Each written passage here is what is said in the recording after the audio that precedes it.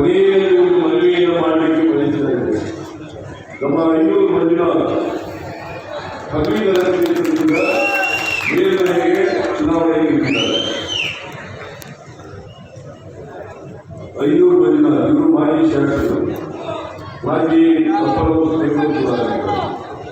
ಆಮೇಲೆ 100ನೇ ತಾರೀಕು ಚುನಾವಣೆ ನಡೀತದೆ. ದಯಮಾಡಿ ಯಾರ್ಯಾರು ಗ್ರಾಜ್ಯುಯೇಟ್ಸ್ ಇದ್ದೀವಿ, ಇದು ಪದವೀಧರ ಕ್ಷೇತ್ರದ ಚುನಾವಣೆ, ಅವೆಲ್ಲರೂ ಕೂಡ ಐನೂರು ಮಂಜುನಾಥ್ ಅವರಿಗೆ ಆಶೀರ್ವಾದ ಮಾಡಬೇಕು. ಅದೇ ರೀತಿ ಶಿಕ್ಷಕರ ಕ್ಷೇತ್ರಕ್ಕೆ ಕೆ ಮಂಜುನಾಥ್ ಅವರು ಶಿಕ್ಷಕರು ಓಟ್ ಹಾಕಿದ್ರು.